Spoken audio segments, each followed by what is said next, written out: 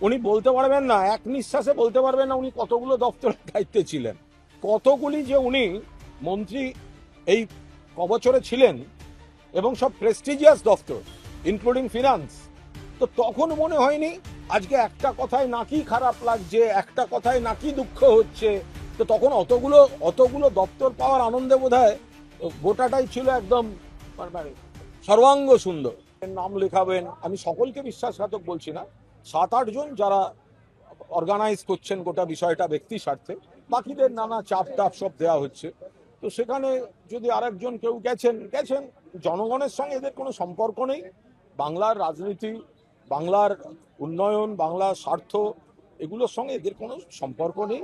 চন্দ্রিমা ভট্টাচার্য, তাকে আমরা সবাই পছন্দ করি, এবং নিশ্চয়ই দিদি, আমি তো নিজেই ফোন করার চেষ্টা করেছিলাম, আমার ফোন ব্যস্ত ছিল, কৌতূহল প্রকাশ করতাম আর কি। তো যাই হোক, কিন্তু মমতা বন্দ্যোপাধ্যায় যখন মুখ্যমন্ত্রী ছিলেন তখন দীর্ঘতম যে মন্ত্রীর দপ্তরের তালিকা ছিল তার নাম চন্দ্রিমা ভট্টাচার্য। তখন কষ্ট হয়নি, তখন দুঃখ হয়নি, তখন অভিমান হয়নি যে আমি সবটা নিচ্ছি। এক নিঃশ্বাসে মানে এক নিঃশ্বাসে উনি বলতে পারবেন না, এক নিঃশ্বাসে বলতে পারবেন না উনি কতগুলো দপ্তরের দায়িত্বে ছিলেন। তো এখন আজকে মমতাদি ক্ষমতায় নেই, ওনাদের মনে হচ্ছে অন্যদিকে যাই।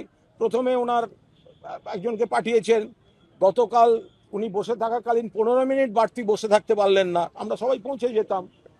তো সেখানে ওনার মনে হয়েছে যাবেন, তো উনি সেটা আস্তে আস্তে সেদিকেই এগোচ্ছিলেন, গেছেন।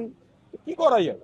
মানে গতকালকের ঘটনাটা কি একটা শুধুমাত্র স্টেজ যেটাকে ব্যবহার করে উনি না, তার আগেও ওনার পরিবারের একজন ঘনিষ্ঠ ওইদিকে গেছেন, ফলে এগুলো তো আমরা দেখেছি। তা সত্ত্বেও আমরা ওনাকে যথেষ্ট শ্রদ্ধা করতাম, ভালোবাসতাম। বাট কাল যখন এইরকম একটা ঘটনা ঘটছে এবং বিইং প্রেসিডেন্ট পার্টির, এবং তিনি সেখানে রয়েছেন, যদি আর কিছুক্ষণ ওখানে বসে থাকতেন, আমরা যদি পৌঁছানোর সময়টা পেতাম। উনি 7 তাড়াতাড়ি ওখানে, ওনারা আমাদের অন্য সহকর্মীরা রিকোয়েস্ট করেছিল যে দিদি আর একটু বসে যান, তিনি বলেন আমি এসবে থাকবো না, গাড়ি ডেকে বেরিয়ে চলে গেলেন।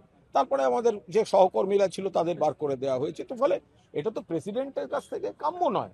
তো আমি আবার বলছি, মমতা বন্দ্যোপাধ্যায় যখন মুখ্যমন্ত্রী ছিলেন তখন দীর্ঘতম কতগুলি যে উনি মন্ত্রী এই কবছরে ছিলেন, এবং সব প্রেস্টিজিয়াস দপ্তর ইনক্লুডিং ফিনান্স।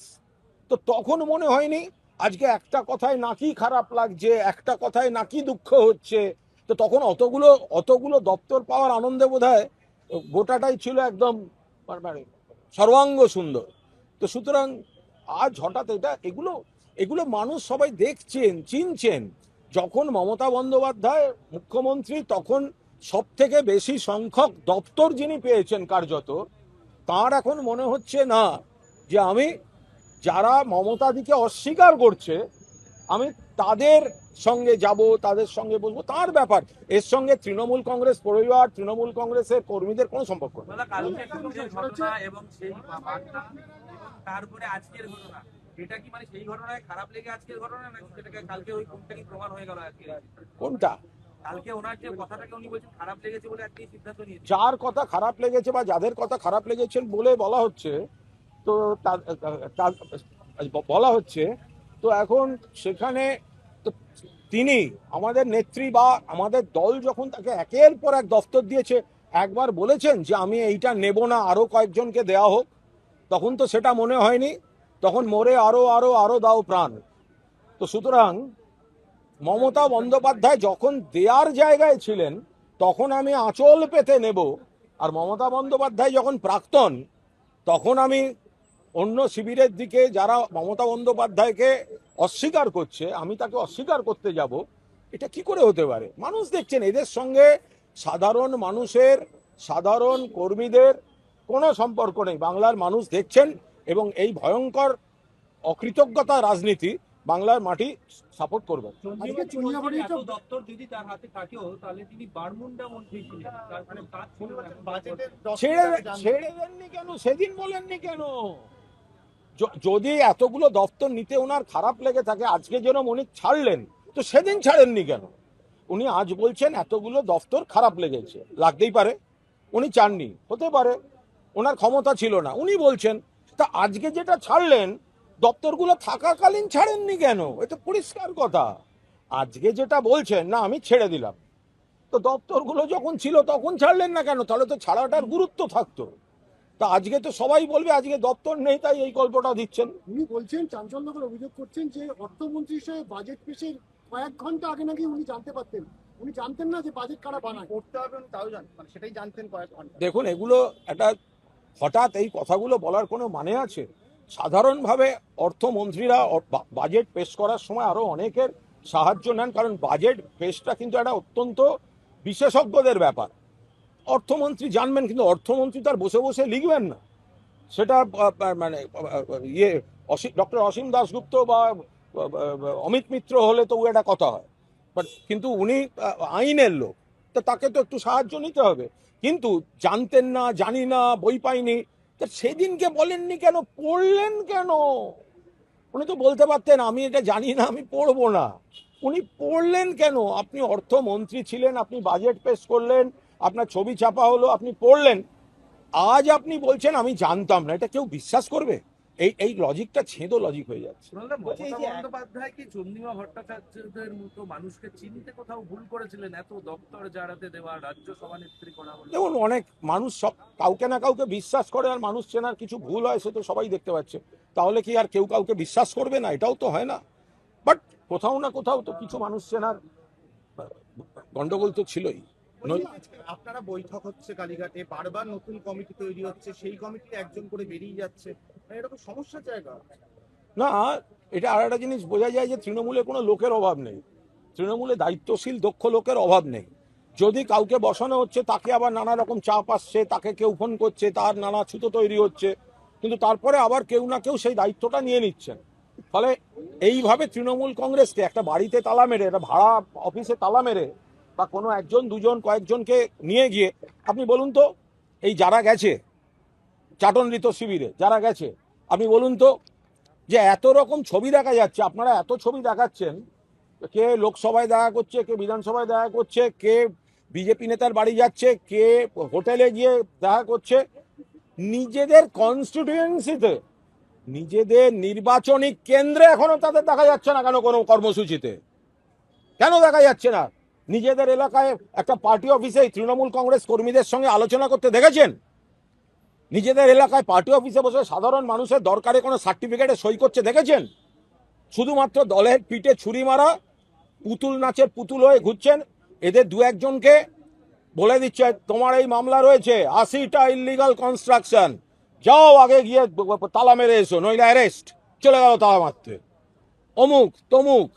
তো এরকম এইভাবে চলছে। সাধারণত আমরা জেনে থেকে থাকি যে আরো একটা আইনত ব্যবস্থা নেওয়া যায়। আপনারা কি সেরকম কিছু করার চিন্তা করছেন?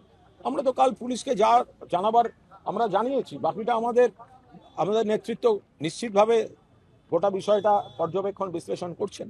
আজকে বলছি, আপনারা বাড়ি সংক্রান্ত চুক্তিটা কি এবার প্রকাশ্যে আসা উচিত নাকি, মানে মালিক পক্ষের সঙ্গে কার চুক্তি, কিরম চুক্তি? দলের চুক্তি, মালিক পক্ষের সঙ্গে দলের চুক্তি, ভাড়া দেয়া, যা যা আছে সেটা তো থানাতেই জমা দেওয়া আছে, লুকোনো তো কিছু নয়। কদিন আগে গিয়ে আমি আর চন্দ্রিমা দিয়েই তো গেছিলাম থানায়, যে আমরা ওখানে গিয়ে সেটা জমা দিয়ে এসেছি। আজকে দেখা গেল যে মেট্রোপলিটনের তৃণমূল ভবনে তালা খুলে ভেতরে মালিক পক্ষের লোকজন ঢুকলেন, কিভাবে দেখছেন গোটা বিষয়? না, মালিক পক্ষের যেহেতু ওপরে দুটি ফ্লোর আছে বা ওনারা চান এরকম, ফলে তারা ঢুকেছেন কেন, তারা যে একটা সিস্টেমের মধ্যে দাঁড়িয়ে কিছু কাজ করছেন সে তো বোঝাই যাচ্ছে, কিন্তু মালিক পক্ষ যদি ঢোকেন তার উপর দাঁড়িয়ে দুম করে এখানে কোনো মন্তব্য করবো না। তিনতলার চাবি এরা পেলেন কোথায়? মালিক পক্ষ আমি বললাম তো যে ওটা খতিয়ে না দেখে এমন কোনো দায়িত্বজ্ঞানী, কালকে আমরা ইচ্ছা করলে ওখানে অন্য ব্যবস্থাও নিতে পারতাম, কিন্তু আমরা কোনো দায়িত্বজ্ঞানীন আচরণ করিনি, বিতর্ক হয় এরকম কোনো পদক্ষেপ নেওয়া হয়নি। আমরা আইনে আর একটা ভাড়া বাড়ি তৃণমূলে, সেটা ছেড়ে দেওয়ার তাও মুখে, তো সেইখানে দাঁড়িয়ে তো আমরা সেটা নিয়ে কি সিনক্রিয়েট করবো? একটা তালাওয়ালা একটা তালা দিয়ে দিলে তৃণমূলের ক্ষতি করা যায়? মমতা বন্দ্যোপাধ্যায়ের সঙ্গে সারা বাংলার তৃণমূল কংগ্রেস কর্মীরা রয়েছেন। Thank you. একটু অন্য বিষয় একটা জিজ্ঞেস করবো। এই দেবরাজ চক্রবর্তী নিয়ে আরো অনেক কিছু হচ্ছে, একটা নতুন সংস্থা, সেটা থেকে নাকি কালো টাকা সাদা হতো, তারও দেখুন, দেবরাজ চক্রবর্তী নিয়ে বাড়তি মন্তব্য করবো না, কারণ জানি না।